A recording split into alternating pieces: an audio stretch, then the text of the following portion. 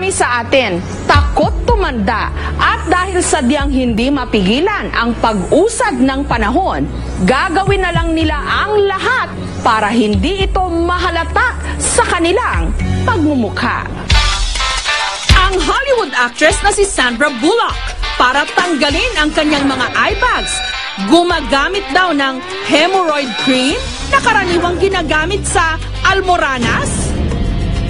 Kung ano-ano na nga ang naiisip na paraan ngayon para pigilan ang pagtanda. Ang 62 years old namang real estate broker na si Vicky, sasailalim sa isang stem cell treatment kung saan ang gamit na serum gawa pa raw sa mansanas mula sa Switzerland. Matapos ikalat sa mukha ni Vicky ang serum, ginamitan ito ng derma roller para mas ma-absorb daw ng kanyang balat ang nutrients mula sa mansanas. Ang treatment na ito nagkakahalaga ng 5,000 pesos.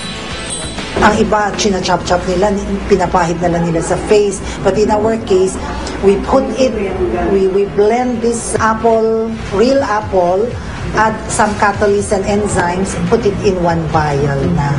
So, ngayon, hindi na maselan, hindi na kailangan magbalat. Ito raw ang sikreto ng kanyang youthful appeal, kaya ganado si Vicky sa pagharap sa kanyang mga kliyente. Kasi, if I see somebody na parang kaedad ko, parang happy naman ako kasi mas konti ang wrinkles ko.